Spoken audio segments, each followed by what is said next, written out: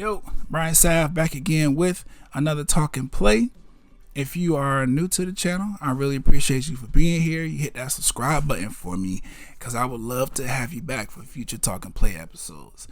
If you're returning to the channel, I really appreciate you being here as well. Thank you for tuning in to Talk and Play once again. But you already know what the fuck the vibes is. Talk and Play is where I talk about something while I play video games. If you read the title for this video or at least checked out the thumbnail before watching the video, then you already know I am talking Falcon and the Winter Soldier episode 2, doing a review on that. The play, same game I was playing in the episode 1 review. It's Rogue Company.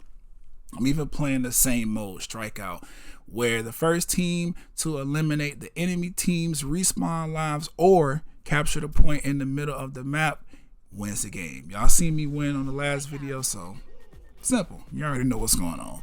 Let's just get into this episode 2 review for Falcon and the Winter Soldier. Now we start the episode off with a badass HBCU Marvel band. I don't know if there's an HBCU band, but I seen black people in the band.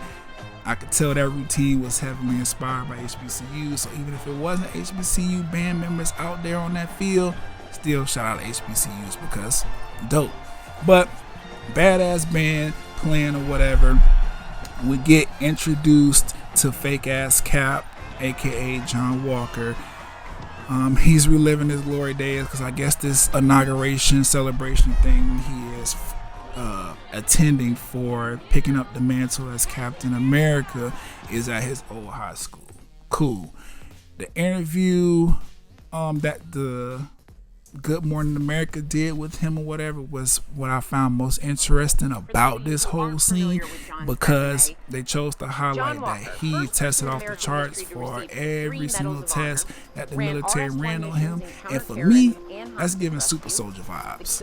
I don't know if anybody else caught that, but if it feels real, oh I got injected with some shit or whatever, now I'm throwing this shit around like crazy, smart, beating up niggas left and right. I don't know because they didn't specify that in the episode, but I really do feel like fake ass Cap also took part in the super soldier program, and that's why he is like that.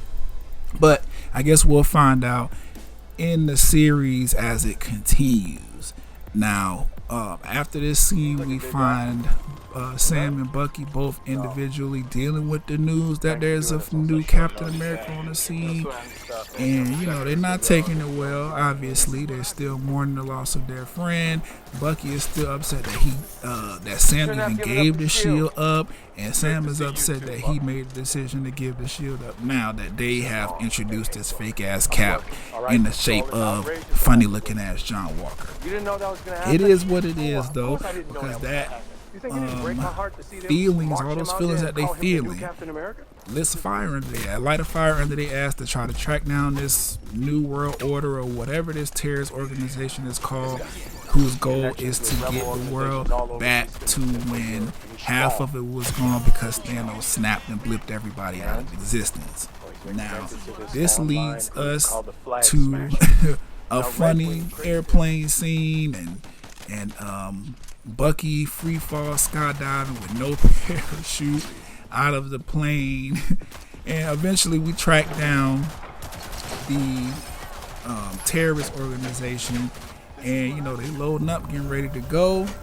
Bucky and Sam, they jump into action once everything takes off and they understand what they're dealing with, and of course they getting their ass whooped because revealed later on in the end of the scene, Bucky is 100% sure that them motherfuckers are souped up with the super soldier serum, and that is how they got their ass whooped like that. Now, in the middle of the fight scene, Sam and Bucky are, I guess, what's the word I want to use? They are bamboozled by the arrival of fake ass Captain, who we later find out is his homeboy or sidekick, Battlestar. And with that, we get to see a little bit of what fake ass Cap can do. Now, one thing I will say, I might not like his attitude and the way that he is handling being Captain America based on everything I see in episode 2. But this nigga, he's not bad. Nah, he pretty sharp. Nah, he was holding his own. He was handling that shield like he been handling it his whole life. Even did some cool shit where he threw the shield and caught Battlestar before he hit the ground. It was pretty dope. But at the end of the scene, they meet up with Sam and Bucky and suggest that they team up so they can take this little organization down. Sam and Bucky ain't having it.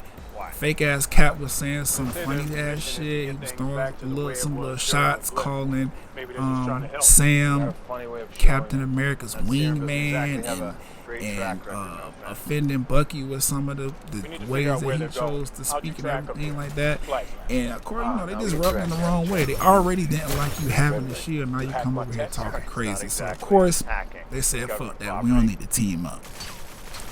What Bucky realizes though is that since that we're dealing with a terrorist organization that is full of super soldiers or whatever, we probably need to go see somebody who knows the super soldier serum because they dealt with it first. We go to the hood in I think that was Baltimore, Maryland. They ended up pulling up to some trap house in the hood, and we enter and we find out that there was a black Captain America just tucked away there. He had been through so much shit. They put him in jail after he did countless missions to save this country. Put him in jail for 30 years, ran tests on him, and ultimately perfected the super soldier serum that would later be given to Steve Rogers to make him Captain America, who everybody loves and respects. No jail time, gets to run around the world, the universe, really saving the world from impending doom. And while the black man is outcast and hidden, and nobody knows the history of Captain America, and that the very first Captain America was a black man, and he is the reason that Steve Rogers could run. He walked so Steve could run with that super soldier serum in his blood. And that right there is why I feel like Falcon and the Winter Soldier is doing a good job at providing a lot of depth and context to not only Captain America and that whole franchise, but just the MCU as a whole, because that's just like some American shit to whitewash some history or have revisionist history taking place and completely just, I don't know what word I want to use, just completely just negate the fact that you had a black superhero doing everything that the white superhero was doing, but y'all chose to vilify him and punish him for that, while you made the white superhero Captain America save the day all the fucking time. It's weird.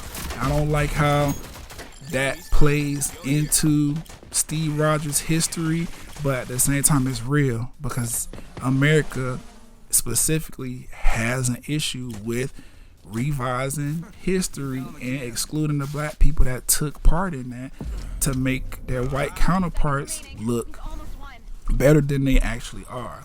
But that is what it is. Moving past that, we in that scene with some more racism. Some cops pull up because Sam and Bucky are arguing in the street about the fact that a black Captain America is here, still alive, and nobody knew about it.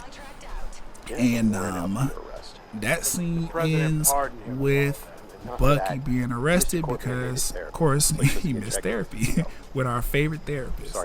So we get down to the police station after, he's getting arrested or whatever. We find out fake ass Cap pulls some strings, got him released, but the condition of his release, he has to do an emergency therapy session with his therapist who's already there. And she decides it'd be a good idea for Sam to also take part in the therapy.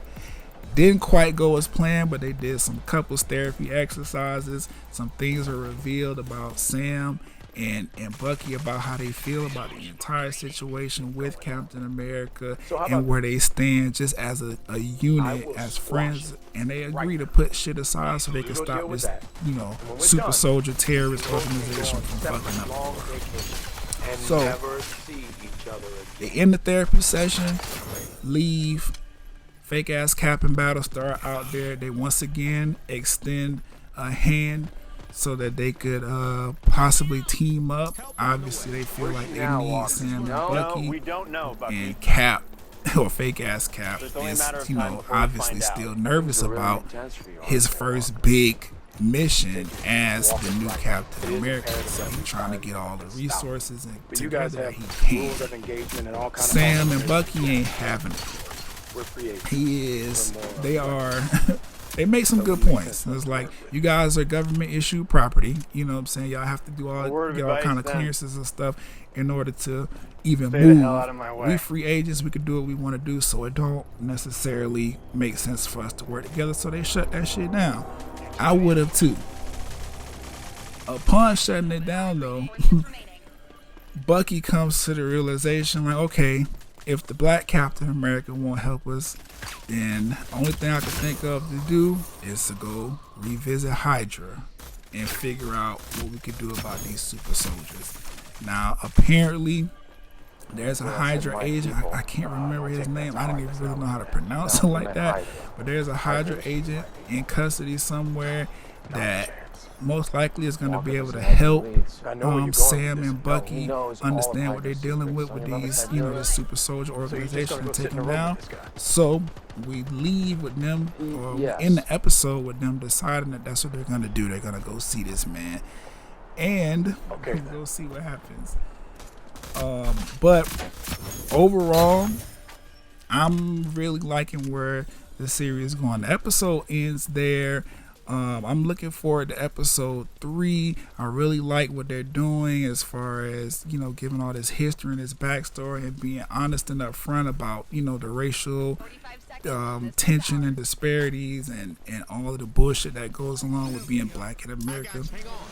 So I really appreciate them tackling it in that way.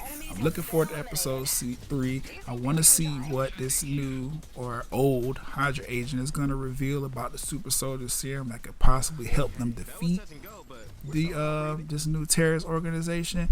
And I'm just excited to see the series go on. I want to see Falcon flying more and Bucky whipping more ass with the vibranium arm.